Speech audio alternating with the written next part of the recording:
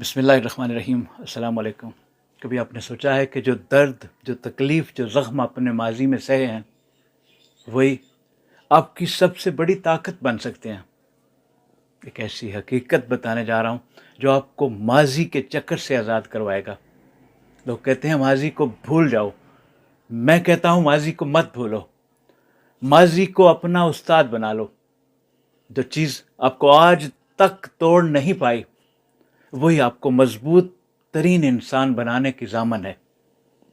یہ ویڈیو ان لوگوں کے لیے جو ماضی میں بہت ٹوٹے، لوگوں کے الفاظ سے زخمی ہوئے، جو تنقید، طنز اور تذلیل کا سامنا کرتے ہوئے وقت کو شکست دے کر یہاں تک آ گئے۔ وہ وقت کے خلاف اپنی پہلی فتح حاصل کر چکے ہیں۔ یہ بات ان زخموں کی ہے جنہیں دنیا دیکھ نہیں پاتی۔ کسی ذہنی اور جذباتی تشدد کو اپنی طاقت میں بدل ڈالو۔ کیسے؟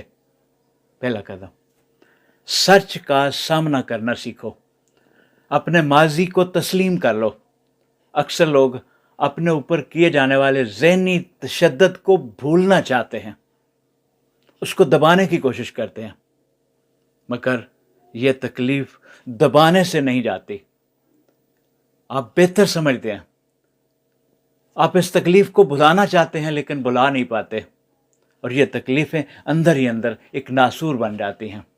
جب آپ تسلیم کر لیتے ہیں کہ آپ کے ساتھ جو بھی ہوا غلط ہوا، اور اس میں آپ کی غلطی نہیں تھی، آپ قصوروار نہیں تھے، اس سوچ کے آ جانے کا مطلب ہے کہ آپ نے خود کو معاف کر دیا ہے، تو یہاں سے شفا کا سفر شروع ہوتا ہے۔ دوسرا قدم، خود کو اپریشیٹ کرو۔ اتنی اذیت، ذلت اور رسوائی کے بعد بھی اگر آج بھی میں سانس لے رہا ہوں، تو یہ میرے اندر کی طاقت کی سب سے مضبوط دلیل ہے۔ آپ نے اپنی زندگی پر جو جھیلا، وہ دوسروں کو توڑ دیتا۔ یہ احساس آپ کو بہت طاقت دے گا۔ Number 3، give your pain a purpose۔ اپنے درد کو معنی دو، اسے ایک مقصد دو۔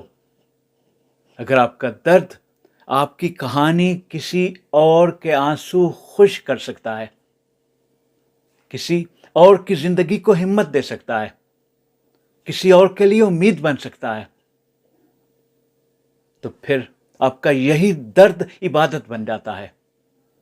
نمبر 5، ہم جب تک خود کو وکٹم سمجھتے ہیں، ہم ماضی کے ہاتھوں میں کھیل رہے ہوتے ہیں۔ مگر جب ہم یہ کہتے ہیں کہ میری تکلیف نے مجھے توڑا نہیں، بنایا ہے، اب ہم صرف وہ نہیں جو ہم پر گزرا، اب ہم وہ ہیں جو اس گزرنے نے ہمیں بنایا ہے۔ اپنے اس درد کو اپنی کامیابی کا ایندھن بنا لو۔ آپ کی کہانی میں جو کچھ آپ پر گزرا، آپ پر بیتا، وہ آغاز تھا، اور اس کا انجام اور اس کا اختتام تم خود لکھو گے۔ ماضی ایک باب تھا، پوری کتاب نہیں۔ اس باب کو بند کرو، اور جو اس نے دیے ہیں وہ سارے سبق یاد رکھو، اور نئے باب کا آغاز کرو، اپنے لفظوں سے، اپنے کردار سے، اپنی طاقت سے۔ اپنا خیال رکھیے۔ بہت شکریہ۔ السلام علیکم۔